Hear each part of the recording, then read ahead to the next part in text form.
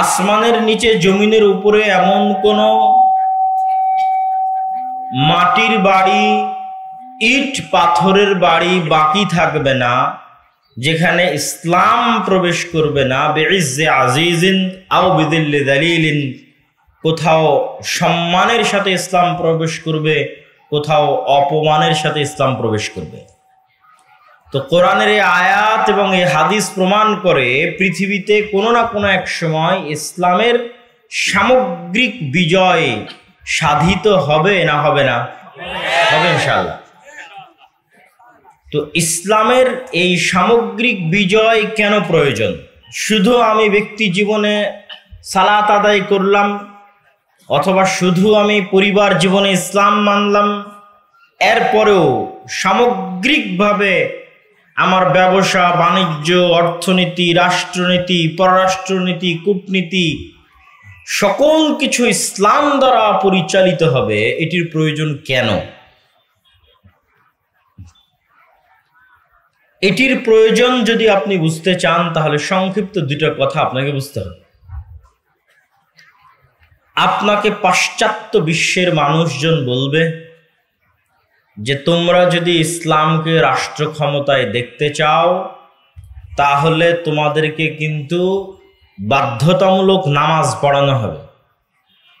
কারণ অধিকাংশ মানুষ যেহেতু বাংলাদেশের নামাজ পড়ে না, তো তারা কি চাইবে যে ইসলাম বিজয়ী হোক?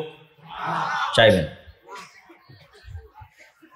আবার পাশ্চাত্য সভ্যতার অনুসারীরা আপনাদেরকে বলবে তোমরা যদি ইসলামকে রাষ্ট্র ক্ষমতায় নিয়ে আসো তাহলে পর্দা বাধ্যতামূলক হয়ে যাবে। তো অধিকাংশ মা এবং বোন আছে যারা পর্দা করেন না, তো তারা কি চাইবেন যে ইসলাম বিজয়ী হোক? চাইবেন। আরো এক ধাপ এগিয়ে পাশ্চাত্য সভ্যতার অনুসারীরা বলেন ভীতি প্রদর্শন করানোর জন্য যে ইসলাম যদি রাষ্ট্র ক্ষমতায় আসে তাহলে অবৈধ সম্পর্কে লিপ্ত হলে বিবাহিত অবস্থায় রজম করে হত্যা করা হবে, আর অবিবাহিত অবস্থায় হলে বেত্রাঘাত দোররা দ্বারা প্রহার করা হবে। বিড়ি, সিগারেট, মাদক দ্রব্য, নেশা জাতীয় দ্রব্য পান করলে 40 বা 80 বেত্রাঘাত করা হবে। কেউ যদি চুরি করে তাহলে তার হাত কাটা যাবে। এই রকম বিভিন্ন ভয়ঙ্কর বিষয়গুলো সামনে নিয়ে এসে বলে অতএব বাবা খবরদার এইটা যেন না হয় যে ইসলাম যেন রাষ্ট্র ক্ষমতায় না চলে আসে। এইটা পাশ্চাত্যরা ভয় দেখায়। কিন্তু এর বাইরেও, এই সমস্ত ভীতি প্রদর্শনের বাইরেও রাষ্ট্র ক্ষমতায় ইসলাম যাওয়ার ভিন্ন আরেকটা চেহারা আছে, যেটি কখনোই পাশ্চাত্য মিডিয়া, ওয়েস্টার্ন যে ইলেকট্রিক এবং ইলেকট্রনিক্স মিডিয়া আছে এবং পাশ্চাত্য সভ্যতার ধারক ও বাহক আছে, তারা আপনাকে জানতেও দিবে না, বুঝতেও দিবে না। ইসলাম রাষ্ট্র ক্ষমতায় যাওয়ার সেই পজিটিভ চেহারা কি? সেই পজিটিভ চেহারা হচ্ছে, একটু 2 মিনিট আপনাদেরকে আমার সাথে মনোযোগের সাথে সময় দিতে হবে।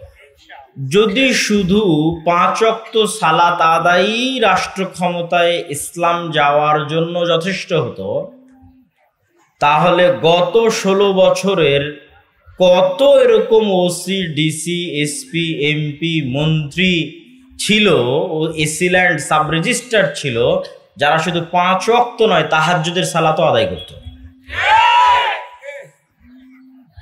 এবং এমন কোনো মসজিদ মাদ্রাসার জালসা সম্মেলন ছিল না যেই জালসা সম্মেলনে প্রধান অতিথি, বিশেষ অতিথি হিসেবে তারা আমন্ত্রিত হতো না এবং সেখানে লাখো টাকা দান করে দানবীর হিসেবে খেতাব পেত না। এমনও আছে যে প্রশ্ন ফাঁসের টাকা এরকম জালসা এবং মসজিদে দান করেছে।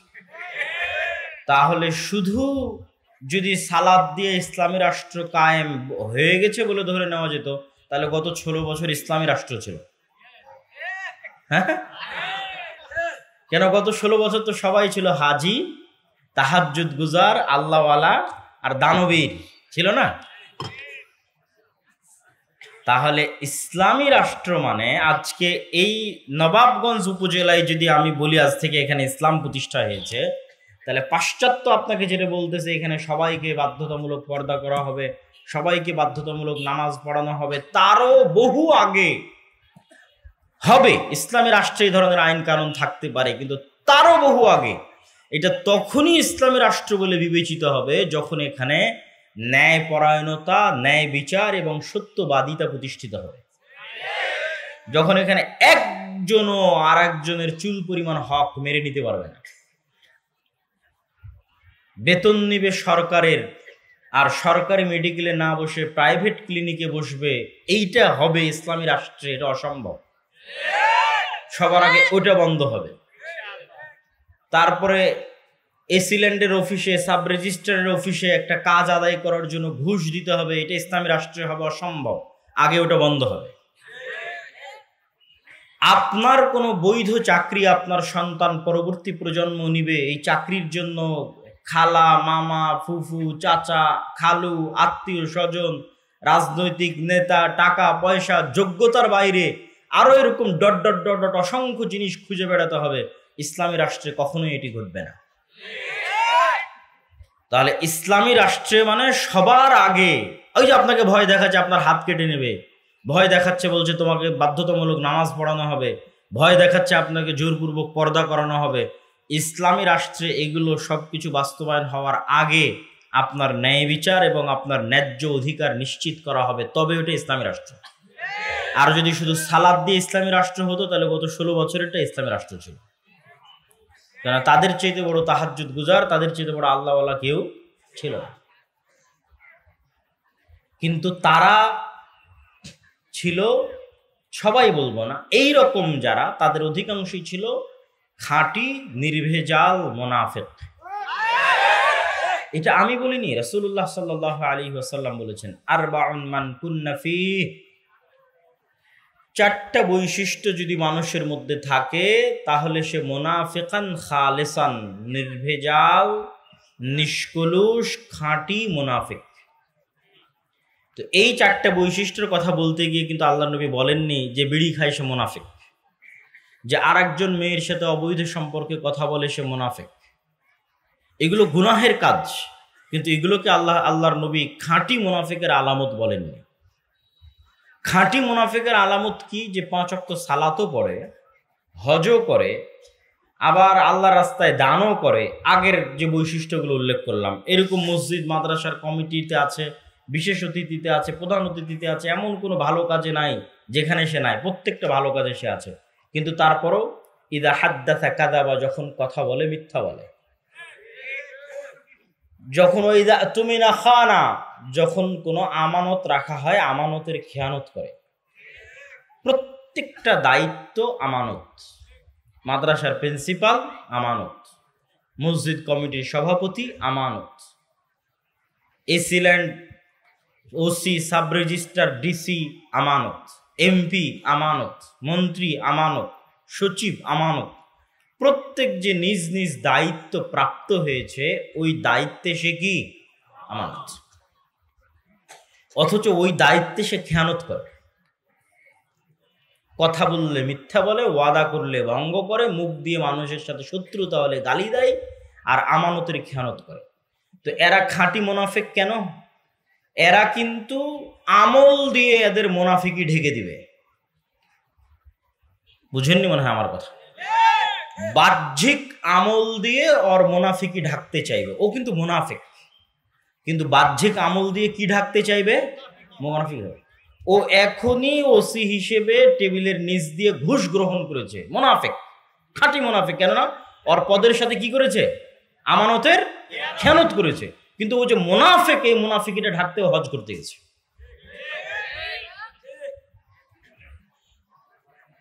এইরকম প্রত্যেক যাকে যে পদের দায়িত্ব দেওয়া আছে ওই পদের সাথে মুনাফিকি করছে 24 ঘন্টা, এবং মুনাফিক, কিন্তু ওই মুনাফিকি ঢাকতে এখানে প্রধান অতিথি হয়েছে। মুনাফিকি ঢাকতে আরেক জায়গায় 5 লক্ষ 10 লক্ষ টাকা দান করেছে, দেখাচ্ছে যে আমি দানবীর। মুনাফিকি ঢাকতে বলছে আমি হাজি, আমি উমরাকারী। মুনাফিকি ঢাকতে বলছে আমি তাহাজ্জুদ গুজার। কিন্তু আসলে ও মুমিন না মুনাফিক তা প্রমাণ হবে কোথায়? নামাজে। আসলে ও মুমিন না মুনাফিক তা প্রমাণ হবে কোথায়? তা তা প্রমাণ হবে ওকে যে দায়িত্ব দেওয়া হয়েছে ও দায়িত্বে শতভাগ সত্যবাদী এবং ন্যায়পরায়ণ কিনা।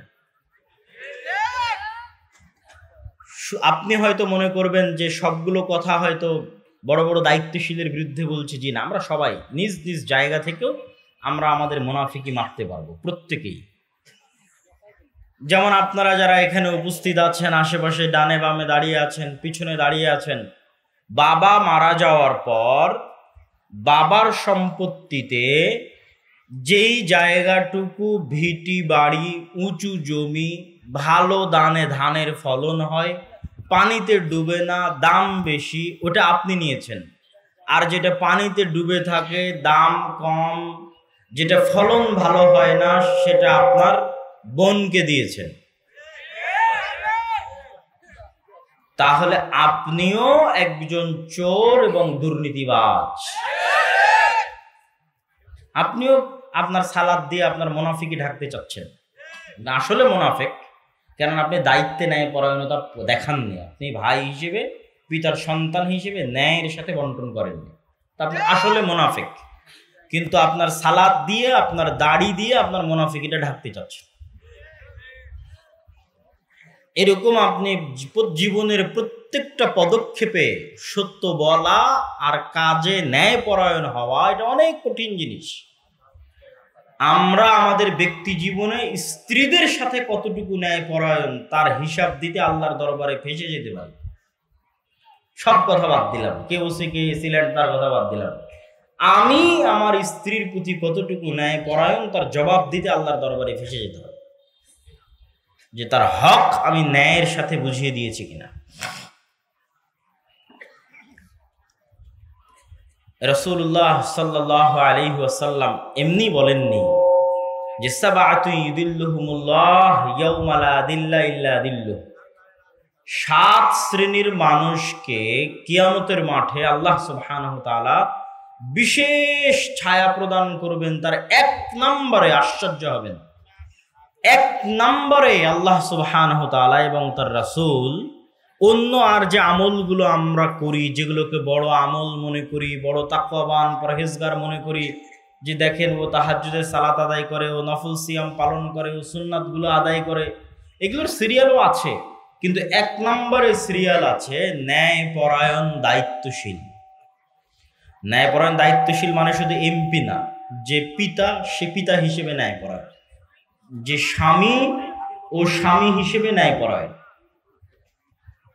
যে বৌমা ও বৌমা হিসেবে ন্যায়পরায়ণ, যে শাশুড়ি ও শাশুড়ি হিসেবে ন্যায়পরায়ণ।